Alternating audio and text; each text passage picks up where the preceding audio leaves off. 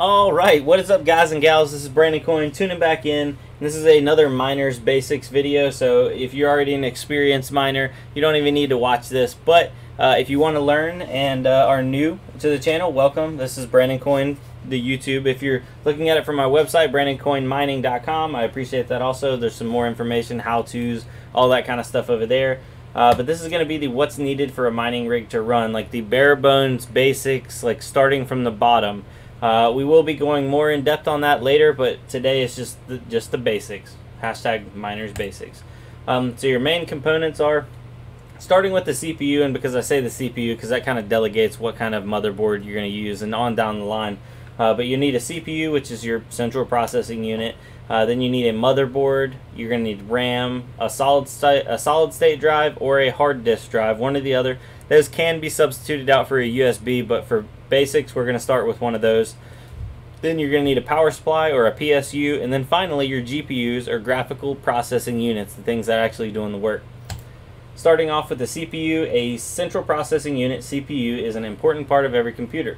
The CPU sends signals to control the other parts of the computer, almost like how a brain controls the body. The CPU is an electronic machine that works on a list of computer things to do called instructions, or the instruction set. That's just a basic little cruise over what a actual CPU is, but in relation to what we're doing for a mining rig, you can mine on the CPU, but most miners choose to get a cheap CPU, just enough to get the system up and running, and then concentrate on mining with multiple GPUs. Because on average, your CPUs, bang for buck, are going to come nowhere near what a GPU can do, and also most motherboards only hold one CPU. There are dual motherboard CPUs, but you know, think about it like this: you can fit one CPU on a motherboard, but you can fit 6+ graphics cards on a motherboard. So you can, you know, there's a lot more profit potential because you can pack more of them in a tighter area, a denser area. Now, if you do end up getting a more expensive CPU and it's a dual-purpose machine, you can mine on the CPU and GPUs. But for, you know, normal sake, I don't mine on my mining rigs. I mine on my main rig on the CPU, just to give you an idea. Now, jumping over to the motherboard.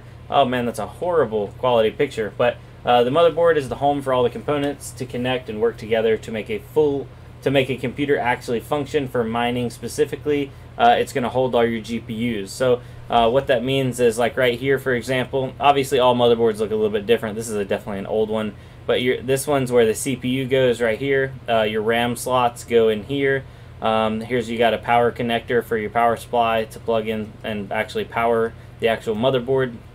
Down here are some PCI slots. These are old PCI, like before PCI Express. Don't mind those, but this is a PCI Express, or no, that's AGP. Oh man, this is a really bad picture. But anyway, motherboard, that's where everything plugs into. Depending on what kind of motherboard you get, is directly connected to the CPU. So when you look at a CPU, it's going to have a socket type. Your socket type is going to delegate the socket type on the motherboard. So if you look at your socket type on the CPU, it's a 1151, for example. You're going to want to make sure your motherboard is an 1151 socket motherboard. And that's just a very basic rundown on it. So like a FM2 CPU will need to fit in the FM2 socket motherboard. So yeah, just cruising over that a little bit. Now your RAM, it's physical hardware inside a computer that temporarily stores data, serving as a computer's working memory. Additional RAM allows a computer to work with more information at the same time, which usually has a dramatic effect on total system performance. That's why a lot of people say, you know, you want to upgrade your computer, you can throw more RAM at it and that kind of thing. And now I actually see that you can't see all of this. Let me move my picture over here so you can read that for the second while we're here. As of 2018, which is, you know, we're currently at the end of the year, the most up-to-date RAM for current systems is DDR4. That stands for Double Data Rate 4th Gen. Now, in the future, obviously, there's going to be newer generations, but your RAM is also directly connected to what kind of motherboard you have. Your motherboard will tell you what kind of RAM you actually can fit. So if it needs to be DDR4, which is Double Data Rate 3rd Gen, or DDR2, 2nd Gen, obviously, most up-to-date stuff will be taking the DDR4, which finally the prices are coming down on now because it used to be so high. Now let me move my actual picture down here out of the way. So yeah, well, I'm just moving around all over the place. Now we're talking about the solid state or the hard drive that some people refer to them as an SSD or an HDD. But the basic description is a hard drive, or sometimes abbreviated as a HDD. HD is a non-volatile memory hardware device that permanently stores and retrieves data on a computer. All computers have a hard drive installed in them, which is used to store files for operating systems, software programs, and for users' personal files. It basically works the same for an SSD. An SSD just doesn't have a mechanical platter and a spinner inside of it with a magnetic disk. An SSD is just NAND or flash memory, and it works at a lot faster speeds, but for a higher cost. For a mining rig, the SSD or hard drive will store the OS and files to run the mining programs. That's a very, just simple as it gets. You're going to put Windows on there, and then put your mining software on there, and that's all you really need. The only thing you need to make sure is it's up to current generation. So you don't want to buy an IDE hard drive or SATA drive, but honestly, I don't even know if you can find that stuff anymore. Anything that's listed SATA or SATA ports or SATA right here is actually, that's the SATA plugins right there. Well, the small one goes to the motherboard, and the big one is going to go to from the power supply. All SATA drives are going to work. A SATA hard drive or a SATA SSD. That's what's current, up to date. It's been that way for at least 4 or 5 years now, so it's not like it's anything new. And I imagine that's probably going to be that same spec for here for a little bit. But yeah, so a SATA SSD or hard drive will get you going.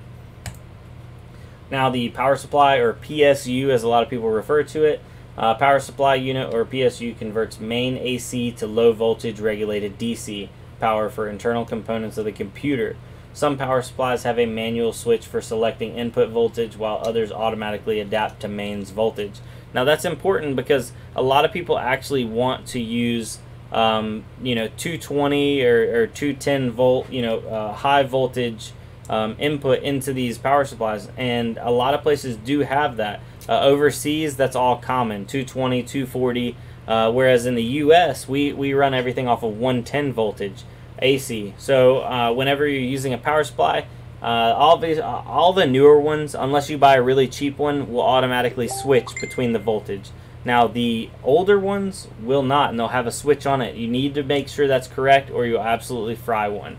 And now for a mining rig, you'll need to make sure you have a big enough rated unit to run the system and the graphics cards you want to run. So for example, right now we're looking at a VS650, so that's a Corsair 650 watt power supply. It's recommended to stay at about 80% load or below on ATX consumer level power supplies. They have bronze, gold, platinum. They have higher rated and higher efficiency power supplies out there. But for the common rule of thumb, stay at 80% or below. So on a 650, I'd push maybe 500 on it sustained. That's just me. Obviously, you can kind of do your own math on it, but that's what I do. And you need to make sure your graphics card's load matches up with your power supply. So if you're going to run 3 graphics cards that pull 100 watts a piece, you're going to have 300 watts of power. You need to make sure you have plenty of rated usage out of your power supply. So well over 400 watts just for any spikes or dips or lows. And also you have to take the system in consideration, the motherboard, CPU, that kind of stuff. If you use low power stuff, that may be an extra 50 to 100 watts. So now let's go on to the last but most important thing of a mining rig, the GPU, which is also the graphics card. The graphics card, or graphics processing unit, a programmable logic chip specialized for display functions. The GPU renders images, animations, and video for the computer screen. GPUs are located on plug-in cards in a chipset on the motherboard, or in the same chip as the CPU. And what they mean by that is a lot of CPUs will have an integrated graphics. We don't care about that because it's not going to make any money mining.